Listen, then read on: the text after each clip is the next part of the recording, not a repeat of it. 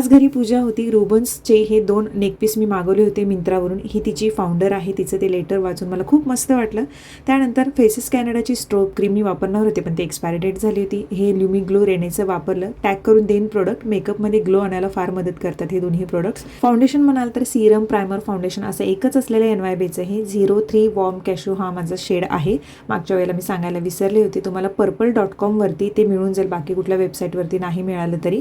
त्याच्यानंतर मी थोडंसंच कॉम्पॅक्ट पावडर अप्लाय केली, आय शॅडो थोडासा अप्लाय केला, आय मेकअप केला आणि त्याच्यानंतर साडी नेसली. ही जी साडी आहे ही pure handloom Banarasi tissue silk sari आहे आणि खूप सुंदर साडी आहे. ही मी गावी लग्नात नेसणार होते, पण ते नाही झालं. आता याच्यासोबतचा हा नेकपीस कोणता घालायचा या संभ्रमात होते, पण हा मला वाटला की हा छान दिसेल म्हणून तो घातला. केस छान सावरले आणि अशी मी तयार झाले होते. खूप सुंदर साडी, अगदी चापून चोपून बसली. प्युअर टिश्यू सिल्क ज्या साड्या असतात हँडलूम त्या अशा छान बसतात. पॉवरलूम टिश्यू सिल्क साड्या अशा अजिबात बसत नाहीत. हा ब्लाऊज मी तयार करून घेतलेला, त्याच्यावरती छोटी बुट्टी, बॅक नेक असा सुंदर करून घेतला आहे. नशिबाने टेलर चांगले मिळाले, त्यामुळे कोणतीही डिझाईन कोणताही पॅटर्न ते व्यवस्थित शिवून देतात. मार्गशीर्ष महिन्यातले श्री महालक्ष्मी व्रताचे उद्यापन मी आज केले, कारण 4 गुरुवार जरी असले तर तिसऱ्याच गुरुवारी मी हे करते. काही कारणास्तव चौथ्या गुरुवारी मला उद्यापन करता येणार नाही म्हणून. त्यानंतर पुरणपोळीचा जो स्वयंपाक केला होता तर ते जेवण झालं, नैवेद्य करून आरती वगैरे झाल्यानंतर.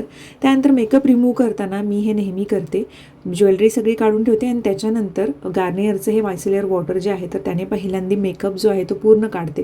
तुम्हाला सांगू, चेहऱ्याचा ग्लो राहण्यामागे हे मेन कारण आहे. दिवसभरामध्ये तुम्ही चेहरा इकडे तिकडे फिरलेला असतो आपण, चेहऱ्यावरती काही ना काहीतरी डर्ट बसलेली असते. संध्याकाळी फक्त फेस वॉशने ते जात नाही, डबल क्लिन्झिंग करावं लागतं.